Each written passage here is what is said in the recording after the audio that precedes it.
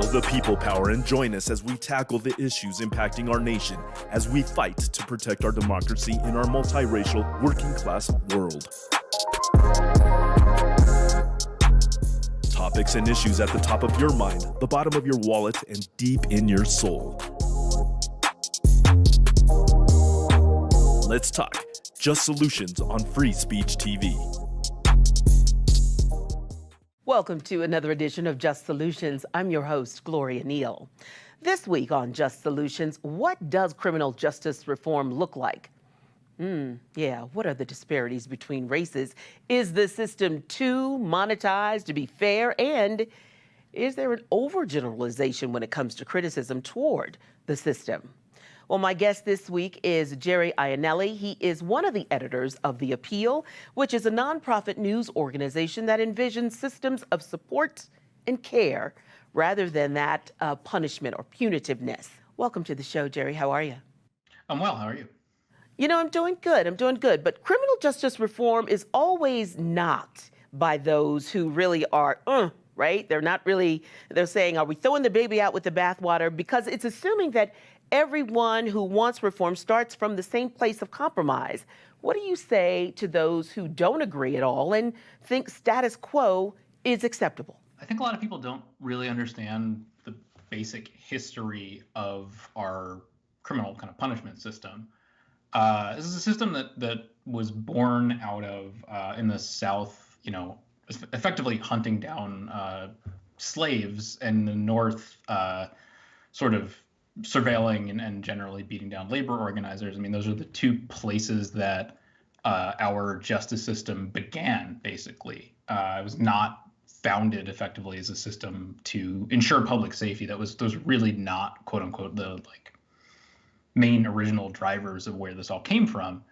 That history is not really taught in schools, and so it's all right that I understand people don't know that. I wish more people did, because that's kind of where this all started and where it all comes from. And everything we've effectively ever been doing since is to try to kind of pull it away from being that. And I think it's an open question that if it can ever be really pulled away from those things and really fundamentally changed in any kind of way rather than being kind of torn down and start over. And more specifically for those who are kind of fine with the status quo, generally speaking, I would imagine those people have really not come in contact with the system before. Those who do come in contact with the system have, tend to report that it is just wildly unhelpful when they actually do need help. We know that, murder clearance rates by police, which is a fancy term for basically saying how often do police officers actually solve a murder, which is kind of the thing that most people would assume is your stereotypical kind of main job of what a cop should be doing. Very, very low and continue to drop every single year. In some cities, it's like roughly about 30%, so 70% of murders go unsolved. And we see this again in cases of sexual assault, for example, where sexual assault survivors will come to police seeking help and assuming that, police departments will bend over backwards to try to help them, take care of them, solve what happened to them. And in fact, what often happens is these people unfortunately find out how callous and unhelpful the system can be and wind up reporting that they feel victimized again by police officers who either made fun of them, disbelieved what they were saying, generally put them down and didn't help, blamed them for their own assault, etc. So for those who are fine with the system, I'll just kind of effectively warn you that there may come a time where you need help from it, and frankly will probably find that won't help you. Yeah, that I think is very, very true. I heard you say criminal punishment system and understanding what that really means. And you're right, a lot of people have not come into play with the legal system. And so they think, oh my goodness, I've seen something done wrong. And, I'm going to report this, not thinking, oh my goodness, I saw that take place. I'm the only one that's here. I need to make sure they don't say I'm the person who does it. How can you help them to not be so naive? Because there was a time where I used to think, most cops would pull you over. I mean, I have never had a problem. I've even had a police officer pull me over and say, you know what, good job wearing that seatbelt. I mean, right? That was the reaction from my husband, right? What you just did. But all of that being said, the average person, to your point, does not know. How do you get them to better understand where it was born out of and how it has, in many cases, metastasized today? I think it's really a matter of education. And I think people have been, in some states and cities, have been doing a better and better job of, educating these things. I think people became significantly more aware of a lot of these things after kind of the uprising in 2020, after the murder of George Floyd. I think among younger people, these things are being shared more and more and more often on social media. I think there's a better kind of literacy about this stuff among younger people. But it is still not a thing that's really taught in schools. It's a thing I had to seek out and learn myself. I did not grow up as someone who really came in contact with the system at all. And then I moved to the big city and was like, wow, this is way different than I ever anticipated. And it's a thing in its current form in America, you need to kind of seek out and read books about and learn. And it's my wish that those things are taught in schools and explained better to people at the jump. But, that kind of gets exactly into the debate about quote unquote teaching critical race theory in schools, basically, that has been fought and beaten down by a lot of folks on the right wing of this country. Those are the exact things that teaching those things would teach. And it is the history of our country. It just is. You might not like it, but that just simply is what happened. And it's unfortunate that there's a movement to effectively ban teaching these kind of basic facts to children, but I think it would be very helpful. Yeah, I certainly can agree with you on that answer. But, let me ask you, why are legislative bodies, big and small, resistant to these police alternative programs, even when they see the data that shows they work? I mean, it seems like a logical step to keeping the public and police officers safer. And I know I'm going to give you a chance to answer that, but I am going to follow that up with a question on what so many of us talk about, the good cops. But first, answer that one for me. Yeah, as I kind of mentioned at the jump, these programs were not created and invented in this country out of a desire to engender public safety. They were, created to enforce social order that existed at the time and still, by and large, kind of exists today. And you kind of still see that in the specific crimes that officers, police and patrol. You're seeing officers typically, hyper focusing on these kind of small petty crimes like, stealing razors from a CVS or something. But meanwhile, your, average beat cop is not, beating down the door of someone committing any kind of white collar financial fraud.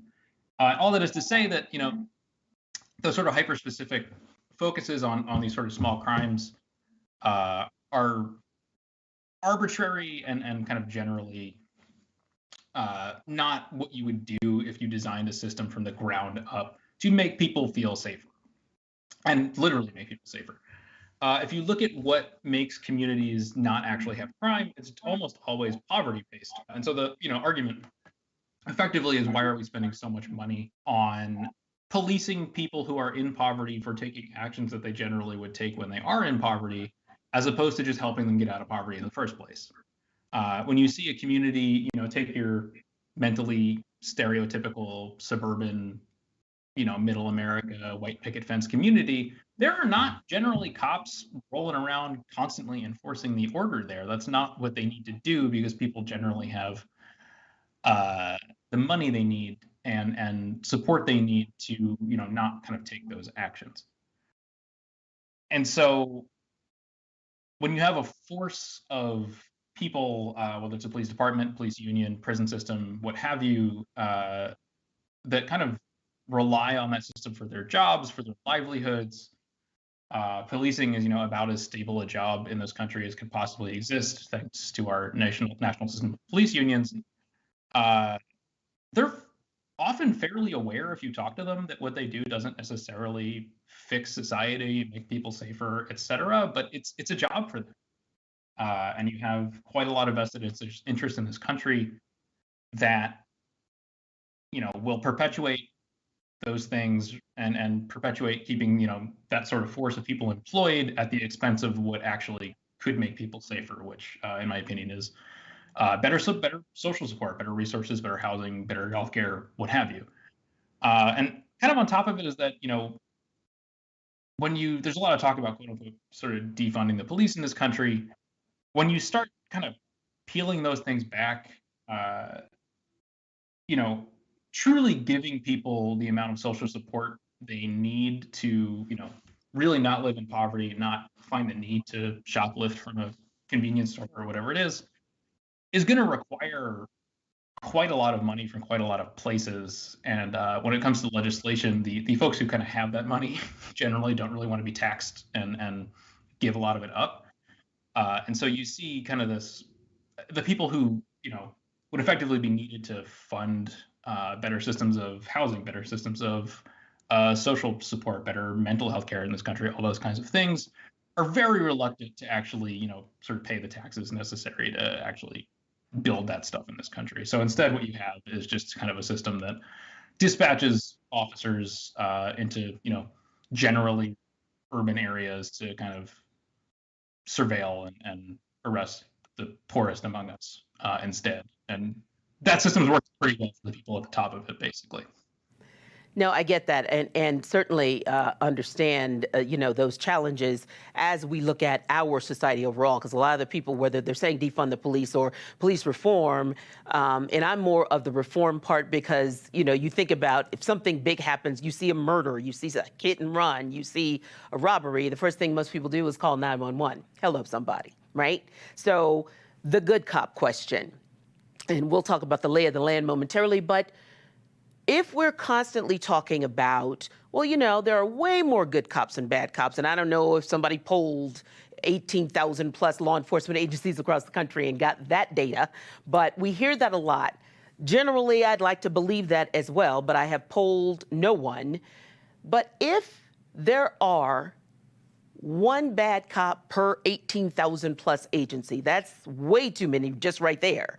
And in my mind, living in the real world, not utopia, you think, well, there are more than just one bad cop per agency or law enforcement agent. Here's the question. At what point, because the good cops are saying, yeah, they're among us, but there are way more of us than there are of them.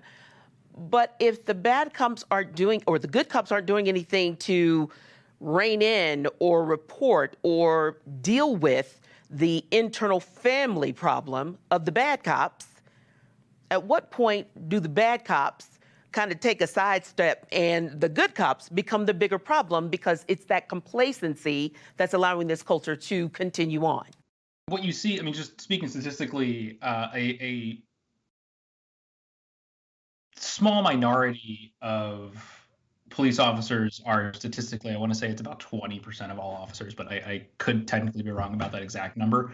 But it is a small minority, statistically speaking, of officers commit the vast majority of misconduct in this country. And that can range anywhere from, just being mean to someone who came to them for help all the way up to, police brutality.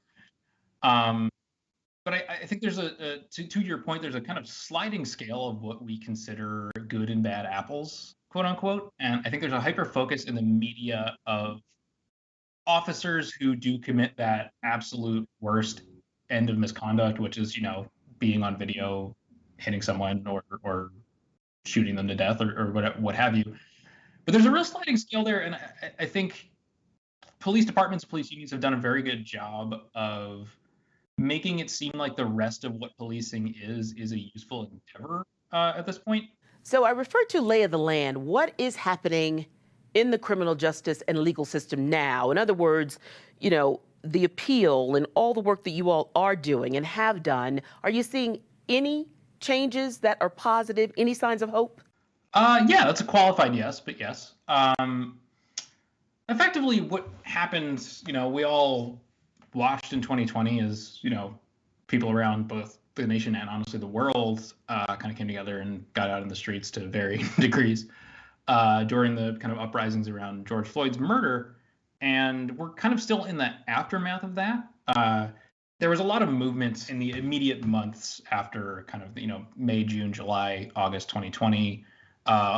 Basically every kind of at least major city run by a sort of liberal leaning administration created some kind of alternatives to policing committee, listened to the people in the streets saying that they want some kind of change, to the system that we have here. And ever since then, no change in this country ever kind of comes without some backlash. And we've basically just been in this kind of era of backlash ever since.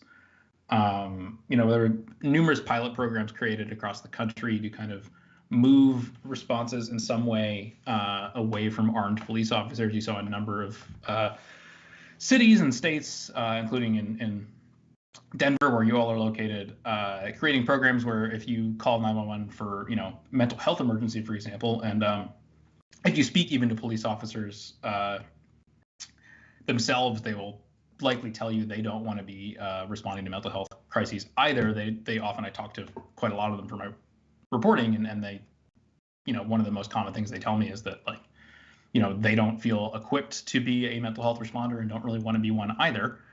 But you saw a number of these programs kind of start to take shape, and then you saw, as loud as the voices during the George Floyd protests were, almost as loud the kind of conservative press and general folks who disagree with that have been kind of trying to beat that back basically ever since.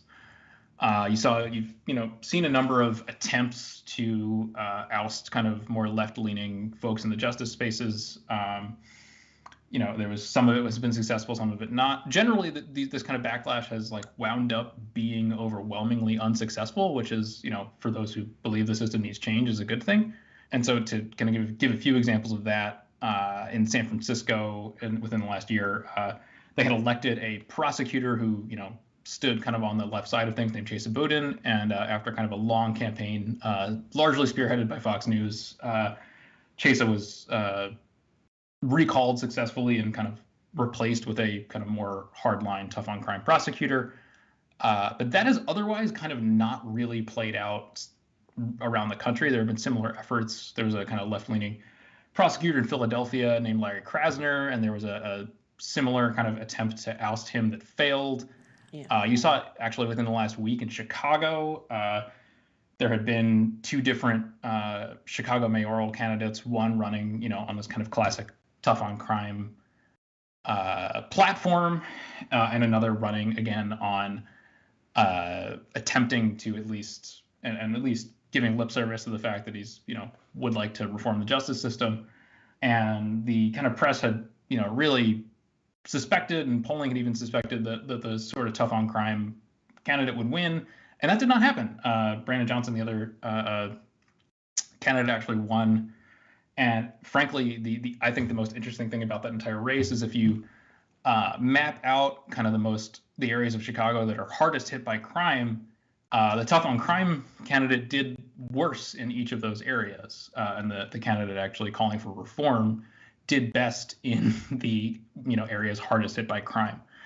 So we're in this kind of strange backlash space. There's other places. San Francisco is an interesting place where there's been so much kind of media talk about it that they've kind of successfully kind of cowed some politicians into peeling back some of the reforms they've made. There's a recent article out about how they had created a 911 program designed to send unarmed, behavioral health workers to homeless and unhoused people. And within the last few months, that program, which was working, and rather than sending an armed police officer who might hurt someone who's out on their luck, sending a behavioral health worker, which is probably what that person needs, that program has effectively had its funding cut. And so that's kind of the fight we're now in broad strokes. So let's look at the data, because some of the data, and it's, it's hard to refute. By the way, I wasn't surprised with Chicago either, just because when Black and brown people, but I'll just speak for myself, when Black folks hear, I'm one Black folk, by the way, but when they hear tough on crime, that usually means more of us are going to get locked up. So any candidate that's coming at us with that, and, it's not, look, I'm all for individuals who commit serious crimes to be locked up. Marijuana to me is not a serious crime unless somebody's been hurt. But I think for the most part, when you say that or when you hear it, you're like, okay, no, because the system, you might have good intentions, but the system's not designed for me to come out with a positive outcome. So I am a little leery of that tough on crime thing.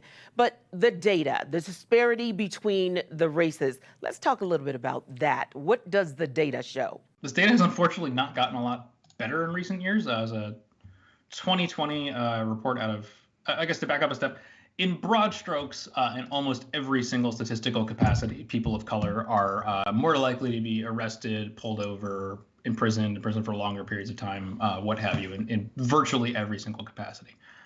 As a study from ABC News in 2020, it said that Black people were 5 times as likely as white people to be arrested overall. And that same study said that in 250 municipalities, which could be whether city, town, what have you, some areas, Black people were 10 times as likely to be arrested as white people. Black and Hispanic drivers are slightly more likely to be pulled over, but when that traffic stop happens, they are significantly more likely than white people to be searched by police officers.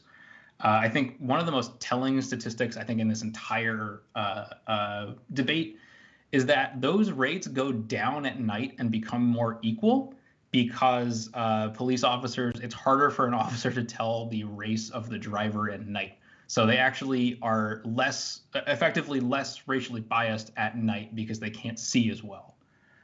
So I think that's one of the most telling statistics in this entire debate. When it comes to prison, Black and Latino people in this country make up about 30% of our population, but more than half of our prison system. And specifically when it comes to, you mentioned marijuana, when it comes to drug arrests, that holds up as well. And I think a really, really important statistics there is that white people are statistically as likely, or maybe even a little bit more likely, to use or have drugs, but are statistically far less likely to be arrested for it.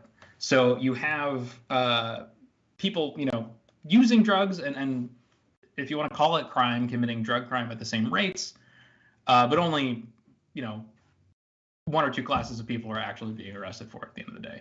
Then you get into the sort of pretrial and prison stages. People of color are more likely to be denied bail for numerous reasons. A lot of bond eligible and bond ineligible charges, wind up falling more heavily on people of color. And when you are held pretrial, your likelihood of going to prison and going to prison for a longer time increases. And then once you are in prison, it is significantly harder for you to get parole if you are a person of color. Parole boards are very arbitrary. There's an art to getting parole as much as there is to as much as it is kind of a process. And there's some good evidence that parole boards are basically just influenced by race as much as they are anything else. And then, frankly, once you are then released from prison, again with everything I just mentioned in terms of the system hyper-focusing on people of color, it then leads to downstream effects later on. There's fantastic arguments that this creates poverty rather than solving it in communities of color, because you are then kind of makes it harder to get a job. It makes it in a lot of municipalities you can lose some kind of basic rights. There were some recent reforms passed to voting rights in Florida, but before that, you could be stripped of your right to vote if you were a felon in Florida, and the disparity had become so great that 1 in 4 Black Floridians did not have the right to vote in Florida because of kind of how skewed the system had become. People will often look at this stuff and say, why are these statistics so skewed? Is it the fault of these people? And if you kind of zoom out and look at, how crime and crime statistics are tracked and created, police will create crime statistics wherever they are deployed. As a matter of where they're deployed, and deployment choices are, again, arbitrary. Officers will say it's based on, well, where is crime? Where was crime before? That means where we need to send our officers now. And this kind of goes back to, again, what I'm saying about how, historically, police began being deployed again to communities of color very much on purpose. So we have, not that it's not racist now, but an even more racist justice system 100 years ago. But those statistics have kind of stayed with us effectively. And so when officers are like, well, this neighborhood has historically been high crime, what they're really saying is we have historically sent police officers to this neighborhood and basically haven't stopped. That's some powerful stuff right there. And all of those examples, we have seen them. Final question, and it is going to be a quick one. So When we look at the monetization of the prison system, does it really shine the light on how broken the system really, really is? Monetization is a fun topic. People like to focus really heavily on it. You have a number of prisons that are for-profit, run by for-profit companies, and as any for-profit company will tell you, I mean, I've spent a number of time like reporting on these companies, and if you go in and read their stock market, their SEC filings, all that kind of stuff, they want more people in their beds. They want more people in prison. That is, good business for them. The same goes for there's all kinds of profit and contractors, people who provide iPads, people who provide email services, people who provide telecom services, all kinds of stuff. Those are for-profit companies as well, and they again benefit from. They truly are very transparent about saying that they benefit from more people being in prison. That being said, however, they are, especially when it comes to for-profit prisons in general, a much smaller kind of wing of the system than a lot of people would, I think, understand. I think it's fair to say that we need to reform the system, but I think not including a component where you at least have to acknowledge and understand those things is important as well, because as much as we all might want to be policed less in this country for various reasons, doing that is certainly going to involve potentially putting some people out of work, and reform efforts, I think, really need to be kind of cognizant of that. Yeah, and reform is a better answer than doing away with, because you and I might be law-abiding for the most part. I mean, who doesn't speed? But when you start talking about some of the more egregious crimes, those who are specifically trained and should be trained much better probably are a better answer. Jerry Ianelli, thank you so very much. Your paper, your magazine, your information, all of the data, it's so very important to this struggle that we are going through, especially right now in our country. So thank you so very much. I appreciate you coming on Just Solutions. Thank you. And thank you for joining me on this week's edition of Just Solutions. Until next time, keep being involved, keep making sure that you show up, and make sure that you not only present the problem, but you also present a solution. Have a good one.